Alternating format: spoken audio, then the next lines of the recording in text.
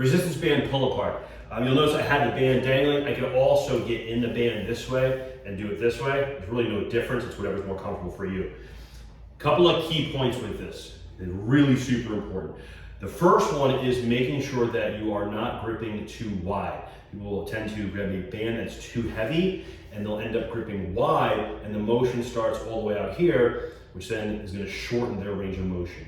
You want to get the hands to shoulder width or really slightly inside if you can, so that tension starts immediately as you kind of break this neutral plane right here and pulling back. And we're using primarily rear delt and then upper mid back, okay? As far as the angle of pull, there's different ways you can set this up, and some of this is going to be dependent upon your structure and maybe some potential injuries or limitations.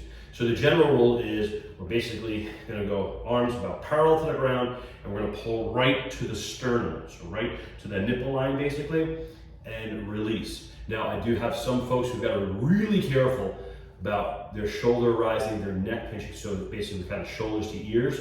So I will tend to have them pull a little bit lower, maybe even to the belly button, and that keeps them in a much better control of what's happening up top so they can do this exercise.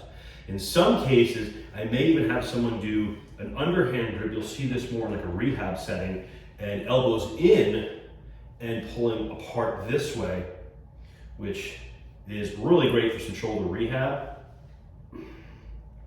So that might be a place where you need to be. There'll be times when we actually will change up the angle and come up with a high angle, right? So almost like we're, doing like almost like a front pull down, but we're pulling to the clavicle and release.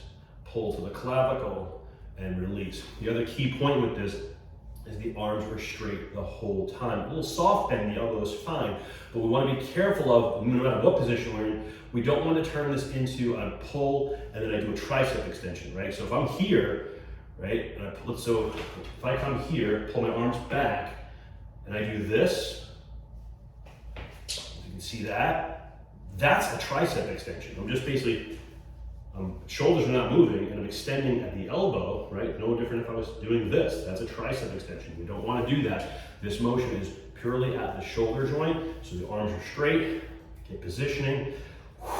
Exhale as you squeeze, inhale as you release, and that is your resistance band pull apart.